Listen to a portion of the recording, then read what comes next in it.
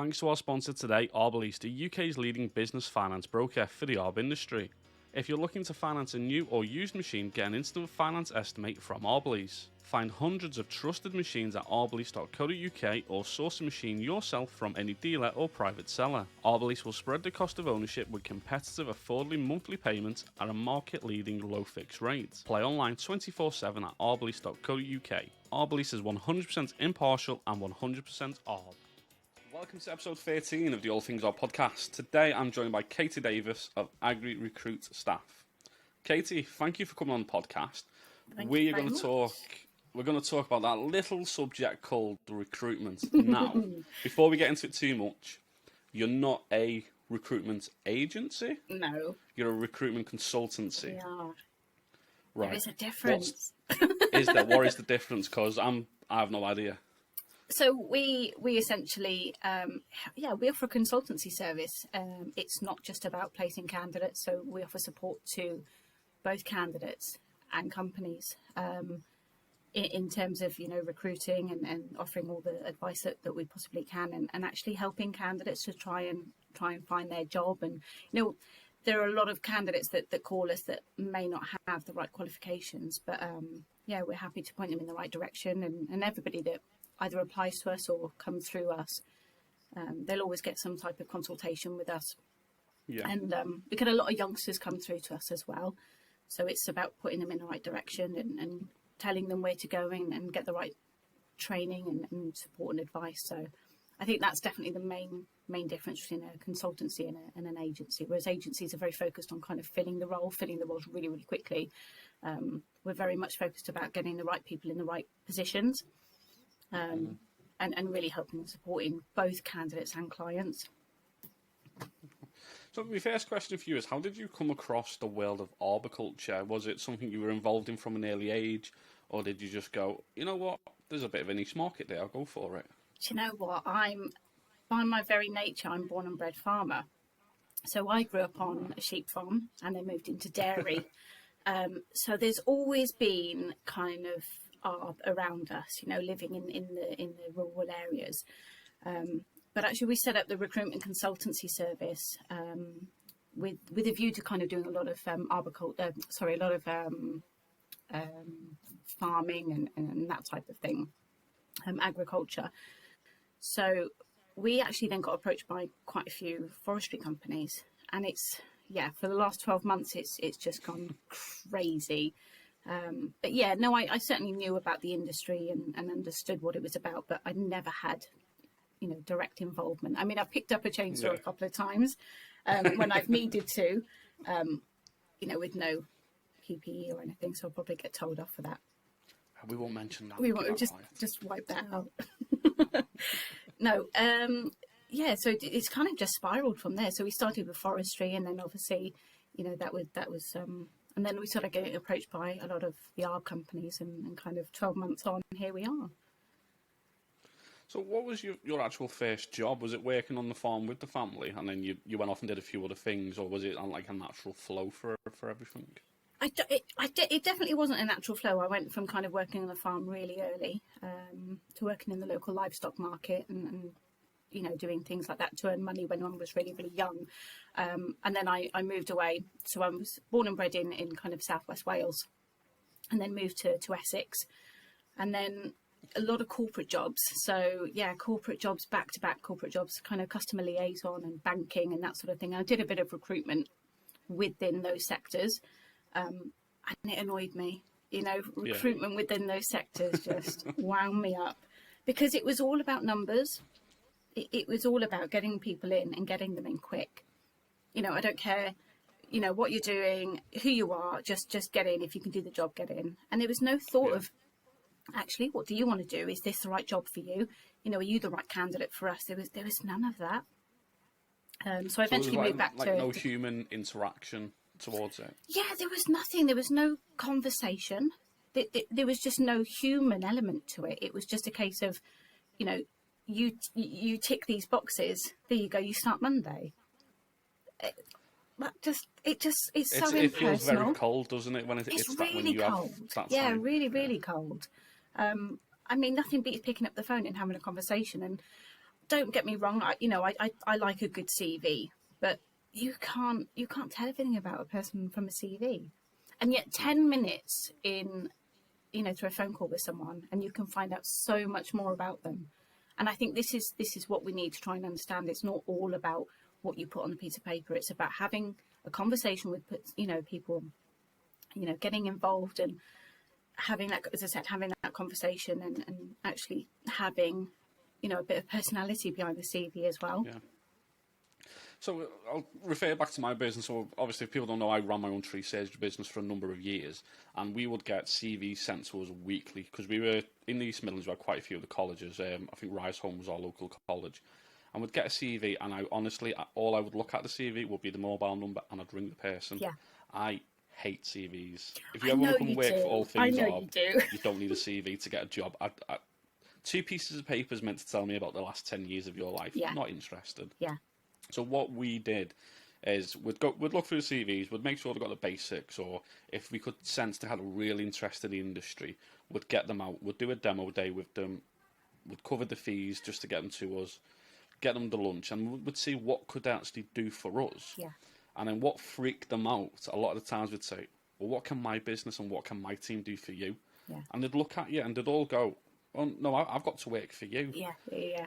No, mate, it's actually 2 ways. Yeah, I have to absolutely. give you a great working environment where you get up on a Monday morning, you see it's raining outside, and you've got to go cut a load of trees, you've got to do a load of conifer work, and you go, yeah, I don't actually mind doing it, I'll come along for the day. Yeah, It's absolutely. building that mentality in the business. Yeah, and we need to try and get into a culture of kind of making sure that people understand, especially youngsters as well, because they, as you said, they go into an industry, doesn't matter what industry, and their mindset is very much like, I'm just going to go to work and I'm going to work really, really hard and I'm just going to get paid and then that's it. It's like, no, that's not what it's about, And I definitely think since obviously the COVID pandemic, people's priorities have changed.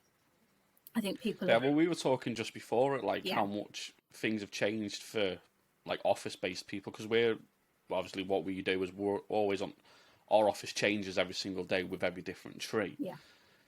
One of the questions I've got, it's just come to me now, do younger people actually still think they can have a career in anything? Or if it's a case, if that mentality is still there of going, I'll go through secondary school, I'll go to college, I'll go to university, okay, I've got a job at the end of it. Yeah. A couple of months later, I don't like it anymore. Yeah. Never have I had a time in tree care where I went, I'm actually fed up of it, I don't want to do it anymore. Yeah. I'm still doing it, I've got a podcast nowadays because I love the industry that much. I will say I do think it is a long-term career of creating everything that I'm doing now. But back to the question: do younger people still see a career? Do you know what? I think it starts at school, and I think it depends on how your school interact with you and how your careers advisor interacts with you and how active they are in kind of having conversations with youngsters. And actually, I'm a STEM ambassador, so. Obviously throughout the pandemic, I've not been managed to get into any schools or have conversations with anyone. But I think what troubles me is that a lot of the teachers do an amazing job, but they're just ill-equipped. They don't have the support of people outside of school. And a lot of the STEM ambassadors come into schools and they, explain these careers to these kids. And by the time you leave, they're so excited. But the problem is you're only in there for an hour. And it's so difficult to kind of change someone's mindset or to encourage children to get into this sort of line of work in an hour. So what we've been trying to do as part of the STEM ambassador roles and the forestry ambassador roles is actually try and teach the teachers and teach the careers advisors as well, because actually once that hour's over they can still continue that conversation. But there are a lot of schools that just don't have those conversations, that don't invite people into schools, and these kids don't necessarily have those conversations at home. So where are they supposed to be getting their help and support from? So we're actually in the process of setting up a website for kids aged between kind of 12, maybe up to like 18, 19. And it simply focuses on forestry and arb. And it's all the information, all the careers, absolutely everything that you need to know about getting into the world of forestry and arb, and there'll be nothing else on there. So it'll be all the training providers, all the information you need, videos, podcasts, and experience days, all these sorts of things. And I think kids need a bit of direction. And if you can go into a school, provide them with that little bit of direction and maybe give them the website to go to, it then continues that conversation. It keeps them interested. And I think it is important, but there are a lot of schools that just don't do it. Especially where we, in kind of where we are, South West Wales, it's difficult. Obviously as I said, the teachers do a great job, but they're so short on time, and it's very much, you need to sit your exams, you need to go to college and university. Well, actually, it's not always the right way. It isn't, is it? So I'm going back a couple of years. So in my school days, I got to year 10 and 11, got told, like, what options do you want to do? And I went with horticulture because I've always been kind of interested in being outside, planting stuff and all that. Never wanted a desk job in my life. Yeah. Couldn't handle it. Still to this day, can't handle it. I look out the window. If the second I hear a chainsaw, I'm like, I'm going to go see who it is. Probably know them. I'm off. And at the time, I got given horticulture as my options, went along and did it, and kind of found out I'm not really that keen on it. And where we were at the time in Knowsley, and the colleges since closed because it couldn't get enough people through the doors to actually make it run. It backs up there's not enough people in the industry following it. So I obviously went to the open day. No, sorry, let me go back a little bit. Getting confused. It's how long it's been. Did horticulture from two. Showing me, I'm under 30. I'm under 30 still. Went to secondary school, obviously. Then went on to do my options for the 2 years while I was still in school. Then just as I was about to go off and actually start doing horticulture, the college got shut down. So I'm literally, in September, everything's all going to plan. Got a letter say the college is closed. And even the colleges went, we don't have anywhere else for you to go. You now need to go and pick something else. And I was at a loss for a year. So I ended up annoying my mum at home for a year while she went, you need to find something else. Yeah. And it was just, I was on the bus going into Liverpool and I didn't know what they were, but I seen guys up in a tree with chainsaws, and I went, oh, that looks cool. That looks fun. Yeah. What's that even called? So I've seen Tree Surgeons on the side of the vehicle. First time I've ever seen it. Googled it. Found out there was a local college in Croxteth that was actually doing the course, and got myself signed up for it. Yeah. Did that. Got me basic ticket to my diploma. And then from there, I've been involved in the industry ever since. But like you said, that your STEM role of going in and educating people, it doesn't exist at the moment. No. Because I was left in limbo, and how many other students, even now at 27 years old, I still don't know what I want to do. Yeah. It's absolutely insane to go, well, I don't know what I want to do. Oh, I'll do a podcast. We've got a magazine coming out. I'll do that. Yeah. And it's one of those things of having to nurture and having to lead the next generation of people to say, look, you don't need to sit behind a desk. Yeah. 9 to 5 is for the 60-year-olds who are going to be retiring, and it doesn't exist anymore. It's difficult, isn't it? I mean, did you have anyone, kind of come to your school and offer support and advice and anything like that? No. Do you think that would have made a difference, though, if somebody had come in and said, I work in the arbor industry, I work in the forest industry, and would that have inspired you? Would that have kind of... Probably not at the time, because what I was actually going to do was following my dad's footsteps. So my dad was a joiner of all things. Put it this way, I can't put IKEA furniture together. So I had no chance of being able to put a roof on or do any brickwork. All of this behind me, I've actually managed to make, well, not made myself, but I managed to hang up. It's all glued to the wall. That's my level of DIY. Bit of glue, stick it on the wall. It looks great. So that would have just been a loss of a career for me. It literally... on that day, going into town, hearing chainsaws and just seeing what it was. Yeah. My other alternative route would have been into either IT, which I probably would have regretted at this stage in my life, even though the money's really good, I've heard. Or I might have went down the landscaping route. But I look back on the career I've got, and I've loved every minute of it. Yeah. Not everyone can say that, though. Not everyone can say that. It's difficult, isn't it? I mean, we speak to a lot of guys and girls every day, and it's tough, isn't it? Especially with the pandemic and things like that. It's it's been really, really difficult for everyone, isn't it? But I mean, if we can kind of get into schools and encourage the youngsters to, even if it's just to encourage them to consider their options. I think schools generally put a lot of pressure on college and university. You know, you need to get qualifications, you need to go to college, you need to get you need to go to uni. And it's like, that's all well and good, and it's great. And there's nothing wrong if you want to go to uni, but actually you can't just leave uni and walk straight into a job. And I think there is that assumption. The assumption is you finish. Everyone thinks that. Yeah, and we get it all day, every day. You know, we get candidates and they say, especially within kind of the forestry industry, they say, "Well, I've got my degree now. Can I kind of go forest management?" No. Yeah, can I have a 30 grand job and a car and a fuel card and all that stuff? No, you're starting at the bottom run, no matter what you've done. But the problem is, obviously, these guys have gone for a forestry degree, or they've gone for, you know, a degree in their particular field. What concerns me is, why have they not kind of done that background research? Why is there nobody else supporting them throughout that?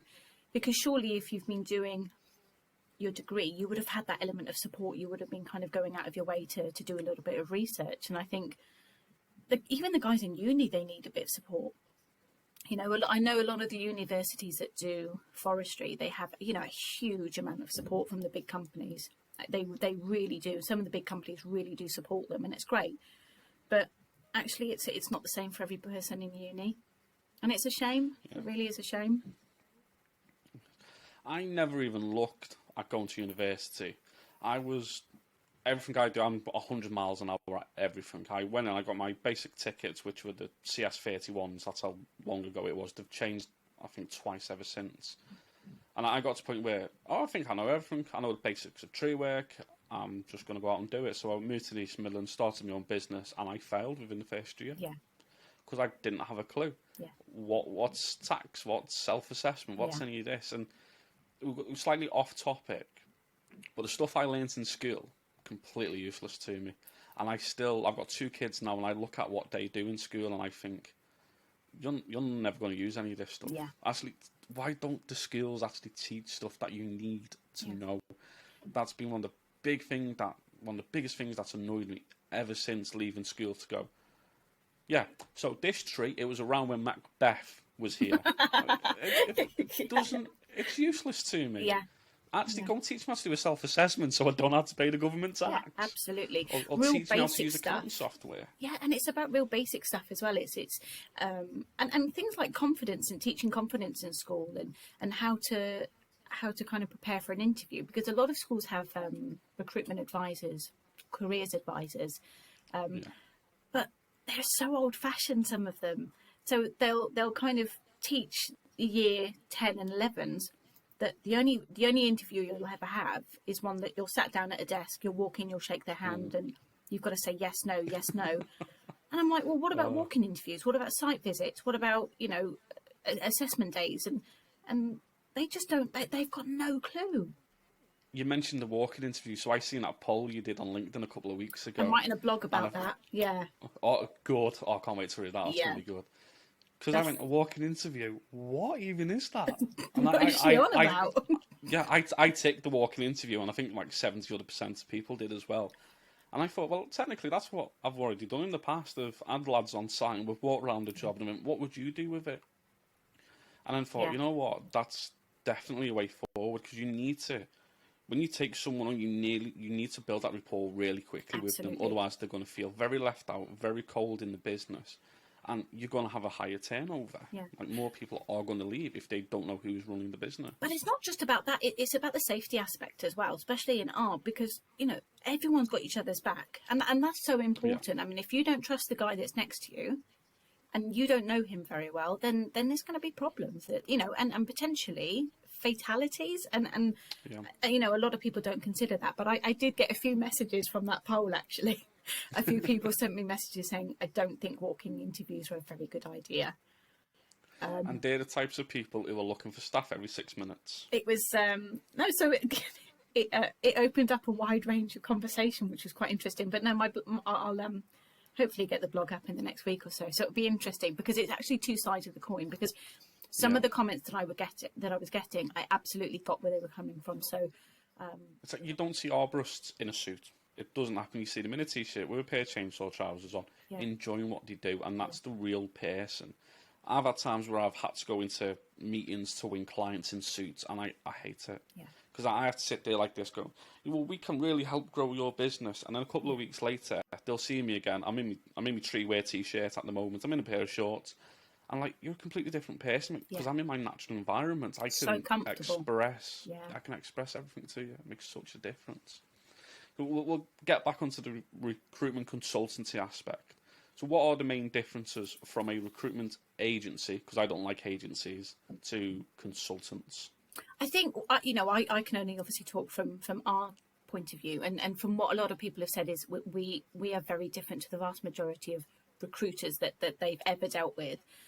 But kind of from our standpoint, we offer advice. So whether you're a client looking to take staff on, or whether you're a candidate kind of in a job at the moment or actively searching, we are there to help you. And actually all of our services are free. So if you're a candidate and you come over to us and you think, do you know what, I'm not happy where I am, don't necessarily know if I want to move because I'm quite secure, but I'm not happy, then give me a bell, give me a ring and say, do you know what, I don't know what to do, and we'll have a chat. And it's that's what it's about. And I do get a lot of people that call up and say, oh, can I have a chat? And they say, well, how much do you charge? Like, what, for a chat? I wish I could charge for a chat. I'd be Yeah, loving it. no, but people do. There are companies out there that offer their specialist advice, and they charge kind of £150 for an hour consultation. I'm in the wrong industry.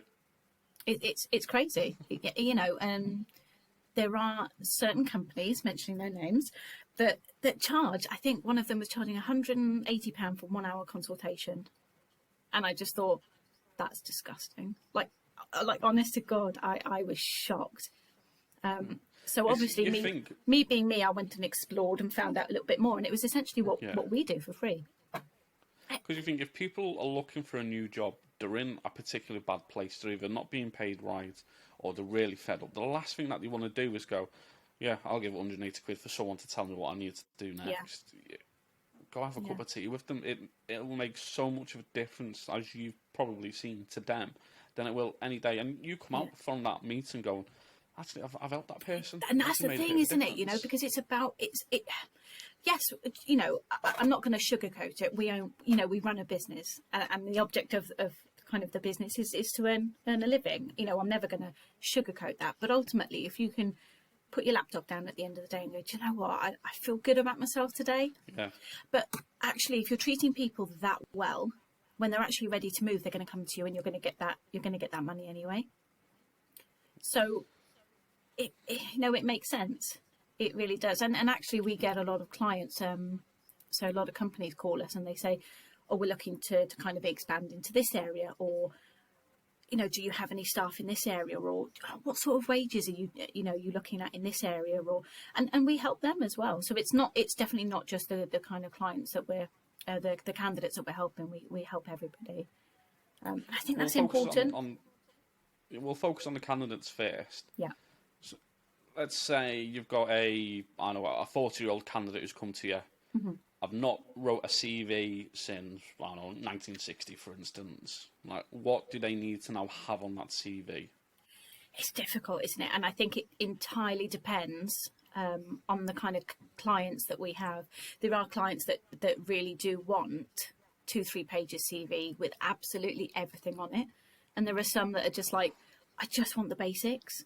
So I think I would tailor it. I mean, it's. I always say about CVs, people always ask me, oh, does my CV need to be 1 page or 2 page, or can it have colours? Or just chill out. It's not the be all and end all. It's about presenting yourself properly. If you can put the last few years worth of experience, and have a good conversation with me, then I can present you then as a candidate. Yeah. Because I will then talk to the client and say, do you know what? I've had a chat with him. He's so nice, such a nice guy. He's done this and this and this and this. I'll send you his details over. Have a look. Let me know what you think. And then that's pretty much how we work. For like the really big job boards out there, is there like some form of a system where it scans the CV so people end up writing for that system to pick up any like keywords or anything? Does that actually exist, or am I Oh, it doesn't No, exist. it does exist, and actually recruiters have these sort of things. So we work with a very, very small amount of clients at a time, and the reason that we've done this on purpose. So the reason that we've done it is so that we can make sure that we're not getting too many CVs through, and when we're making sure that we can actually place the candidates. Because I think as soon as you start taking on too many clients, you're not going to be able to give that sort of service. So, but actually what a lot of recruitment consultants do is they take on a huge amount of clients. And then when the CVs come through, they go through almost like a filtration system. Yeah. And if you don't tick these particular boxes, or if your CV doesn't have these keywords, your CV's not getting, it's not going to get looked at. But that CV doesn't. Whenever I I've know, seen CVs, I know what they you're never thinking. represent the person. They never represent the person. No. It's like, this is why I hate CVs. I'll never write a CV ever again. Yeah. Like I mentioned earlier, people will give me a CV. I'll look for the contact details. I'll get on the call with them. Absolutely. That's who. But that's what we do. I mean, the CVs come through to my business partner's inbox. He scans it quickly and goes, here you go, send them over to me, and I call them. We kind of put half a day aside for candidates, and then generally half a day aside for clients. And yeah, it's about having conversations with people. But ultimately it's two-way. It is a two-way street. Obviously, we work really hard for clients and candidates, but it's important that actually the candidates put the effort in as well. And I think a lot of people don't, not because they don't know how to. It's just a lot of them don't put the effort in.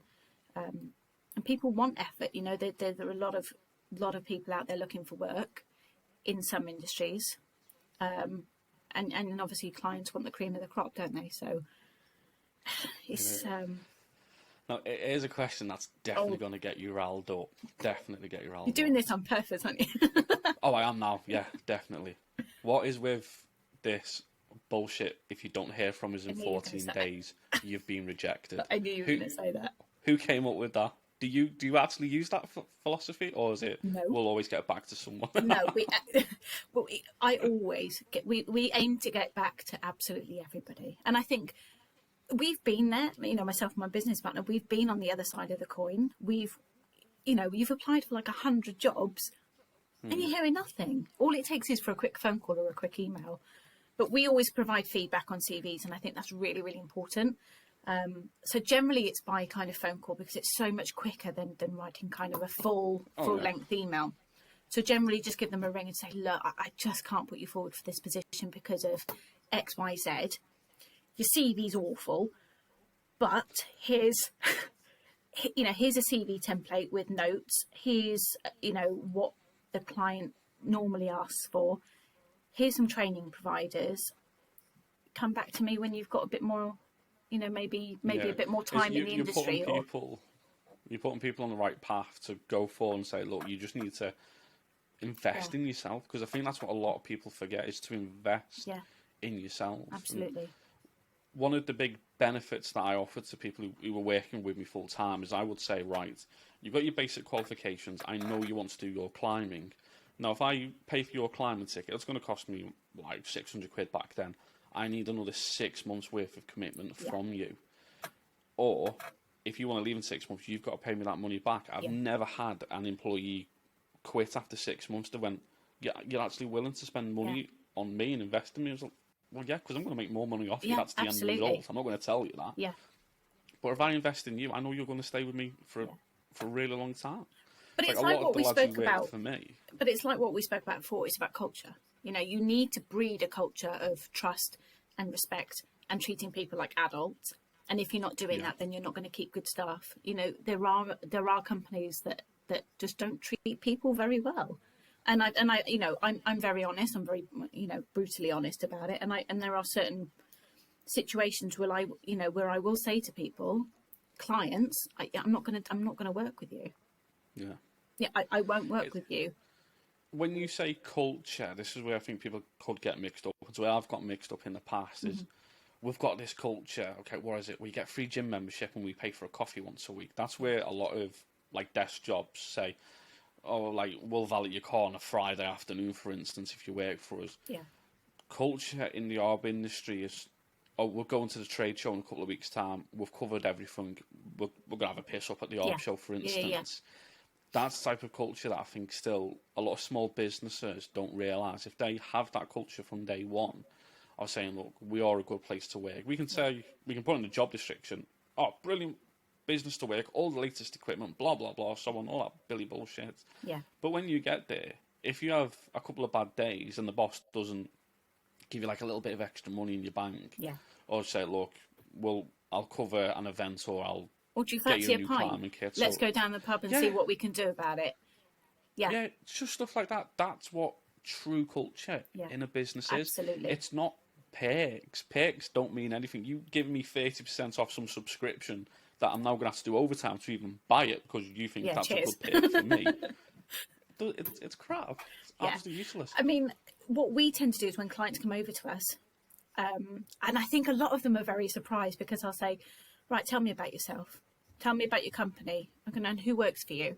And then I'll generally go and approach some of their staff and I'll say, what's it like working for them? And I think a lot of people are surprised because actually if I'm putting my candidates forward for your role, I want to know that they're going to get treated properly. And which is actually that a lot of consultancies work the other way because their priority is with the client and not with the candidate. But actually our client, our priority is actually both. Because if I'm making sure that you're going to treat my candidates right, I'm going to be in turn making sure that my candidates treat you right. Yeah. It goes that both. Must be it so goes hard both ways. To balance. It is difficult, but it's about being honest. As I said, I've said to you quite a few times, I'm a bit too brutally honest sometimes, but I think you have to be. But I think people respect it in this industry, and this is one of the only industries that I've ever been in that people are like, "Oh, you're honest, brutally honest. I like it." Yeah. And I've never had any bad feedback from it. And it's actually quite refreshing to be able to speak to people who are, and I say to them, just put all your cards on the table and just tell me what's what. Yeah. If you like can it, fill the role with the right person, and you can grow your business. Yeah, absolutely. So what can employers, what can they do to attract better talent?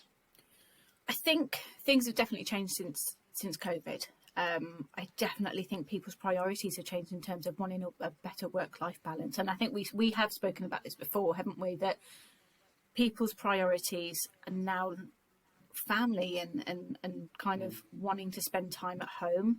Or, as I said before, if their kids are doing a play, they don't have to ask permission. They're just like, I'm going to knock off for a couple of hours because my little one's got to play. And it's about being accountable, but actually treating people properly. Yes, okay, you need to be kind of paid properly. Everybody's aware of that, and you need to be paid for what you do. But it's about as we said before, it's about the culture.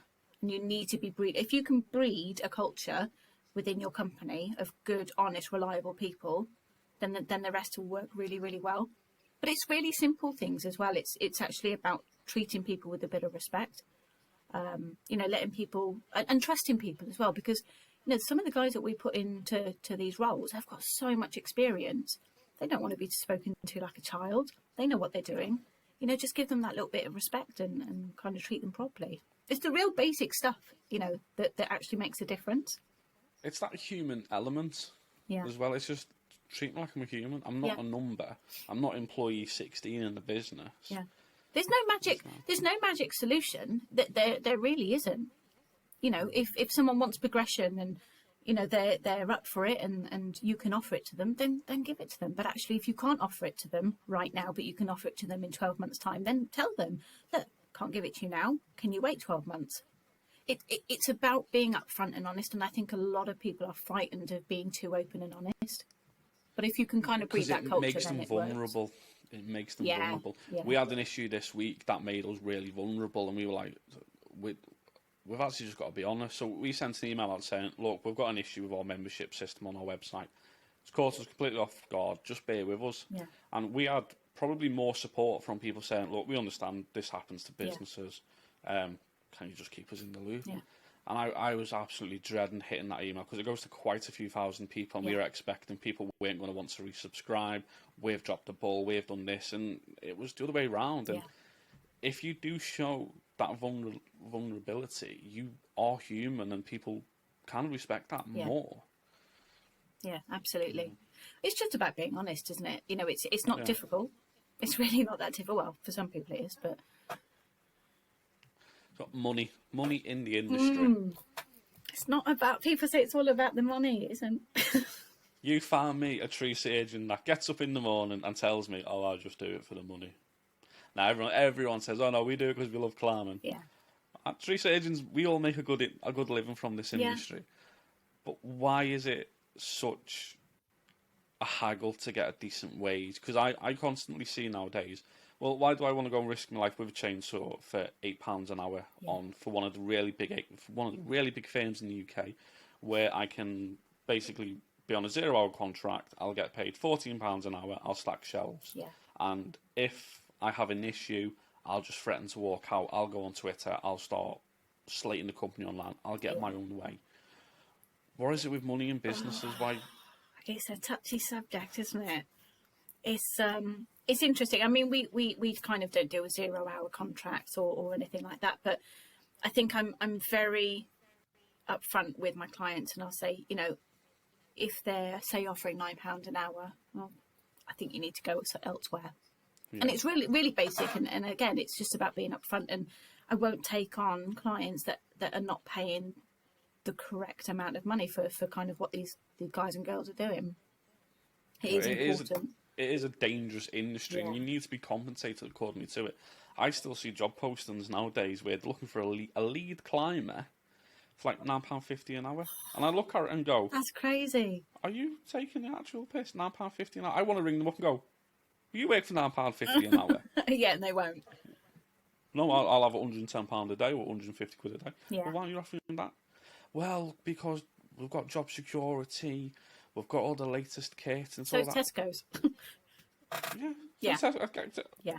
Like, I'm only allowed to lift 2 kilos of weight at Tesco's, otherwise I've got to get a pallet truck in. No, we're shifting. The amount of I could only tell you hundreds of tons of timber, hundreds of tons of chip that I've moved in my career, and everyone else has, and I'm still happy. Yeah. Still happy from it all. Mm. But again, is there any tips that you could give for an arborist?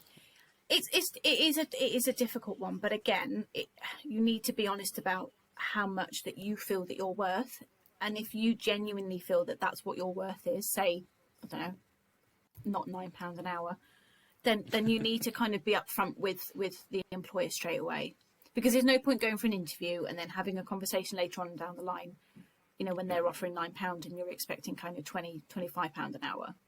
That's just unrealistic. You need to be upfront and say, look, this is what I'm looking for. Can you offer it?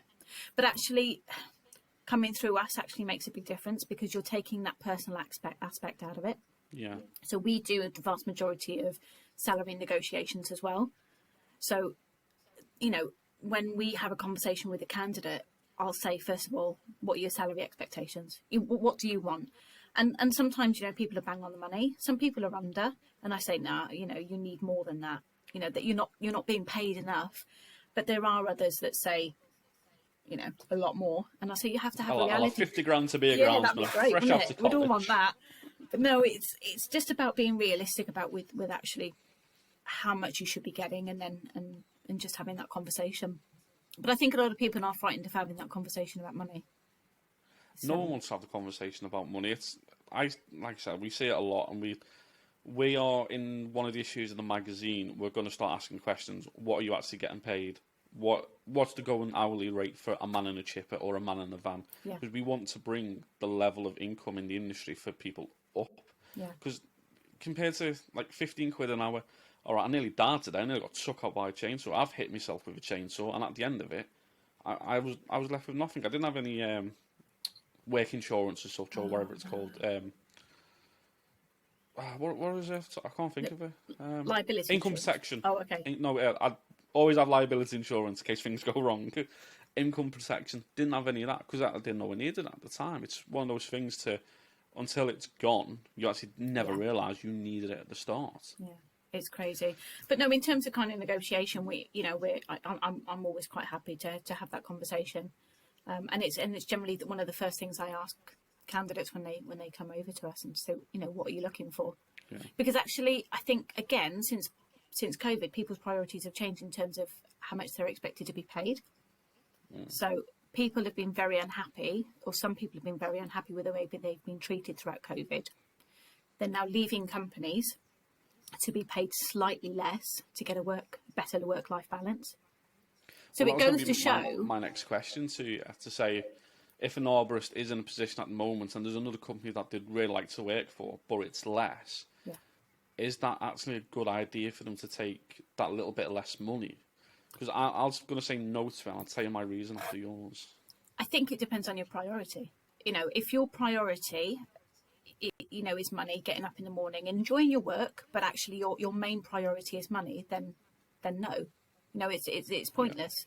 But actually, if your priority is making sure that you're earning the right amount of money, but actually you feel that your culture where you're currently working is not right, then by all means shop around. But the vast majority of people are always interested in hearing about other roles. And actually, ironically, because we do a lot of headhunting. So we contact people that are currently employed, and we approach them and say, look, are you happy where you are? If not, yeah, no, well, that's part of what we do. I've heard of headhunting before, but I never really knew what it was.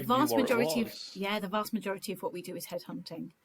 Yeah, so I would you say basically go into another business and nick employees effectively.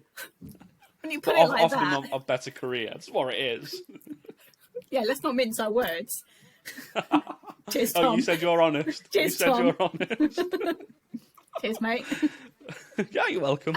So I agree with you on that. If one thing I've seen, it's not happened to me in the past, but it came close to where before I started all things up, I was going to take a different job at a slightly lesser wage, and I had to look at everything and go, actually, if I take that lesser wage, I've got to reduce my outgoings, I've got to reduce my expenditure. Yeah. I won't be able to go and do all these things because I've become accustomed to having X amount in the Yeah, bank living at to the your end of every means. week or Yeah. every month. Yeah. So I can see where you're coming from. I'll always say to people, look, unless you're really, really sure I'm going down that route of maybe like £1 or £2 less, it's going to add up at the end. Yeah. We'll see how we go from there. As I said, it just depends on what you're looking for. I mean, if you're in a Yeah. position at the moment where you are really interested in progression, and your company has told you that you're never ever going to get progression within that company, or you feel that you're kind of being overlooked, you're then going to take maybe a year of slightly lesser wage at another company, but actually long term, you're going to get progression. Yeah. You're going to get the training you want. You're actually going to get the respect that you want. Then do it. You know, and we have this conversation all the time, and we work with quite a few big forestry and art companies, and you know, they don't always, you know, candidates don't always have the mindset of, if I take a bit less now, in a couple of years I could be here, there, and you've got to explain this to them, and once you've explained it to them, they think, oh, progression, you know, this company's going places, and you know, there are a lot of timber and forestry and art companies that are really going places at the moment, and yeah, it's about getting in with them. All right, you might have to take a step back, but just you have to look at long term. You really have to. But again, it just depends on what your priorities are. If you're quite happy and you're not interested in progression and you're interested in money, stay where you are. Job descriptions. Talk to me about job descriptions. Why are they? I'm going to read you a job description in a second. Why are they so secret? So went to not even a competitor of yours, just went to one of the big job boards, and this is the job description that I seen, and they mention they call these two things perks. Oh, go on. Arborist required to work in Salford area for large housing contract. This is a permanent position with, here come the perks, company van and fuel card. Awesome. Sign me up. Yeah, right. Who am I working for starters? That's going to be the first thing I want to see. Because it might be the company that I'm wanting to leave. I'm going to reapply for my old job. Yeah.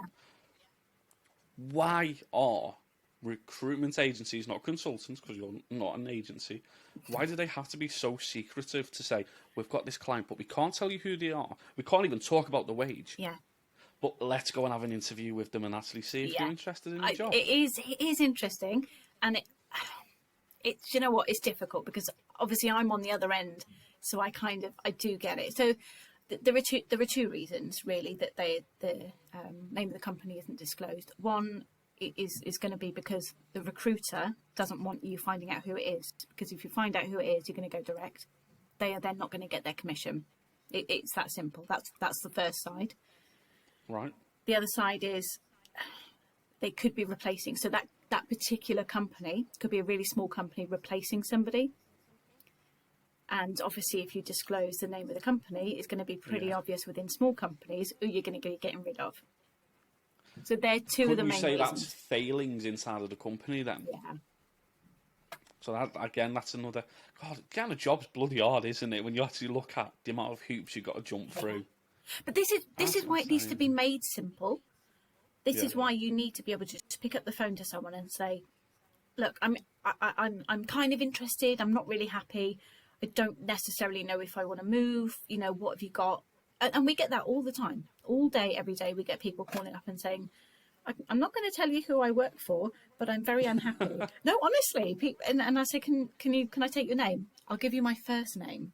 I'm like, okay. I'm very unhappy where I am. And I'm like, let's just have a chat. But by the end of it, I know everything about them. But it's just a case, and it's quite nice to be able to have someone that knows the industry, well, as much as I do, but to be able to kind of be that in between and to be able to give you that advice. You know, it's quite nice for people to be able to ring us up and just have that conversation. I think that's important. Everyone should have access to kind of free information. I think information should be free. And there's so much rubbish out there on the internet. I mean, if you Google, you know, how to get a job, how to write a CV, there's so much rubbish. I've seen some appalling CVs online, honestly. Well, people just do it for getting the clicks and getting that little bit of traffic, getting that little bit of Google-ness. Oh, yes, one more thing. Here's a topic that I'm going to do a future episode on, but we're going to kind of briefly talk about it. So I am thankfully part of the generation where I see women completely equal. If a woman's better at me, okay, they're better at me. I'm not bothered one bit. Women in arb. So from our numbers and our own research, only about, I think it's about 14% of the industry. Yeah, I got 13 when I looked. Yeah, 13, 14%. Oh, you got 13? Yeah. Oh, so our reports are validated by you. Well done. We'll go with that. So we got like 14% of the industry is actually made up of women in the industry. Yeah. Why? Why aren't we getting more women in the industry? Because women are equal to men, if not a little bit better. And I'm not saying that to get the women on my side. I've seen better female climbers than some of the lads I've had. Yeah, it is a difficult conversation. I think it's hard for me in some respect because I am obviously a woman, but I'm not an arborist. So I think from that perspective, obviously only they can really answer that. But I think coming from an agricultural background, it's a very similar industry in terms of, you know, it's not very heavily populated by women. I think some people would say that it's a very difficult industry for women to get into. I disagree. It's a very touchy subject, but I certainly think there's a lot of issues in surrounding women understanding the industry, and I think that begins at school. And I think it was quite ironic, actually, slightly off topic, that we've got a building site close to where we live, and opposite is a little prep school. Or a little private school, and the other day I took my little one down, and she's kind of dumper mad, digger mad, obsessed. 18 months old, and she's obsessed. And the teacher brought a group of children out to see all the dumpers and things like that. And I looked around, and there was about 6, 8 kids, and they were all little boys. And I thought, well, where are the little girls? Why has she not brought the little girls out to? Yeah. So I think it starts from a young age. I think, you know, the assumption is that girls will go and work in kind of offices and hairdressers and things like that, and the boys will, you know, go and work on the farms. And that mindset's just so outdated nowadays. Yeah, but I mean, if you kind of looking in very rural areas, that the attitude's so different. You know, when I grew up, there was no boy job and girl jobs. It was just, you know, everyone was equal. But I definitely think it starts at home. But I think it would be interesting to have a conversation with a couple of female arborists and a couple of male arborists and have that conversation. I think that would be a really, really good conversation to have, especially the ones in America as well, the women in America and the arborists in America. You know what? That's really interesting. Yeah, especially and Canada as well. I actually don't follow any female arborists in America or Canada. Yeah, I do. America and Canada. Because there's a couple in the UK, there's a couple over in Europe. I can't name one of them in America. No, there's quite a few. Yeah. I'll send you the details later. Please do. No, there's So you know, and in terms of forestry as well. I mean, the forestry industry in itself is really making big steps to try and encourage women in forestry. I mean, you've got the Forestry Ambassador Group. I don't know whether there's anything similar, kind of an ARB ambassador group for women. Might have to. Women in ARB, the ARB Association. There is. Oh yes, no, I saw them. They did. I think 12 Faces of ARB, Women in Arbor, or something. Yeah, I saw that actually. Yeah. I think it's right at the very bottom of their website, and it's quite well hidden, isn't it? It wasn't very. I didn't see any social media. It is. You don't really see much about women in the ARB industry because, again, I'm probably going to get a bit of slating for this. But it's tree work. You've got to be a bloke. You got to have a beard and a lumberjack t-shirt, and it's a case of, well, I'll be honest with you, women are far quicker in a tree because they're far smaller. Yeah. It's like I've only had the pleasure of working with one girl in the industry, and unfortunately she got to the point where I went, I can't keep up with you. It's just a little bit too much. I won't say effort. It was strenuous. Yeah. Because it was putting a strain on her relationships and all that, and she had to step away from it. But if we had any trees we looked down and went, right, which one of us fat lads are getting in that tree? We'd all go, sorry, Laura can get in the tree, and she'd fly up the tree and crack on with the job. Absolutely fantastic. I mean, it is hard. I mean, obviously, again, you know, I'm not in, you know, I've never done practical ARB work, you know, so I really can't comment. But if you kind of look at the farming sector, it is hard. I think a lot harder than it used to be. It's harder historically than it is now. There are a lot of women in agriculture now, but I think being a woman in those sort of industries, you kind of have to put a bit of a front on, and you have to. Yeah. In terms of the physical side as well, you know, you do certainly have to work a little bit harder than some of the men. But yeah, it's a difficult topic, and I think it really needs a bit more discussion, and I think it needs an open discussion, not just something on a social media post. Or I think people need to sit down and really have a full blown, no holds barred conversation about it. And everyone will get called sexist at the end of it. But I think we need to start in schools. I think you know, that's the major misconception, is like when we go into schools or when we have conversations with people in schools, all the girls they're so disinterested. And then when they realise that actually they can do this, and there are women in this industry, they're like, oh, brilliant! Oh, I can't wait to do that. You know, that would be amazing. You know, and you've got a lot of women that are kind of forest managers and senior forest managers and doing all these amazing things. But they just don't get talked about, as you know, to children as much as they should. It's the attitude of that small group of people, because I've seen, and we see it every now and again. Well, actually, you got that job. I'm a bloke. I've got more experience. I should be in that position. Yeah. And it's that attitude that it doesn't fly with us. If we have anyone with that attitude around our company, we just go, you're not fit for us. Yeah. Just not fit. Katy, I've absolutely loved having you on the podcast. It's been great. I've learned what's the difference between a recruitment agency and a recruitment consultant, and basically how we're going to save the world. So we're going to start in schools next week. We're going to start getting all that stuff. When the new website goes live, let us know. We'll definitely promote the heck out of it to everyone. Thank you. And then I think what I'm going to do is going to try and arrange for a bit of a roundtable discussion, because there's 2 more topics that I think you can help us out with.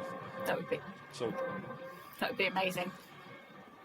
We'll wait for that to just end. I literally have no idea what that is. Sounds like someone drilling next door. It is his next door neighbour drilling at 20:07. Typical. As you do. Right, let me backtrack. That's not gonna stop, is it? It's not, is it? Right. So we'll push through. Sorry to anyone who's listening and watching the podcast. We can't control the neighbours next door. It just happens. I'll go and have a word. So go have a word. Just go around. Oh yeah, I'm doing a podcast. Sorry. So we're going to get started in schools. Yeah. We're going to do a roundtable discussion about mental health in the industry. Yes, absolutely. And also getting more women involved into the industry. Yeah. So for arborists and employers who are sitting around listening to the podcast, how can they get in touch with you? I'm not laughing at you, Tom. I'm so sorry. How inconvenient. So how can people get in touch with you? So it's mostly LinkedIn and kind of Instagram. So it's just Agrecruiting staff, or me, kind of Katy Davis. So yeah, get in touch. But I'm more than happy to kind of hear from anyone. You know, even if you're not sure about what you want to do, just give me a ring. You know, I'm always at the end of the phone, just have a chat. Even if you just want to whinge, quite happy to have a whinge. Brilliant, Katy. I've loved talking to you. I'll speak to you soon. All right, cheers.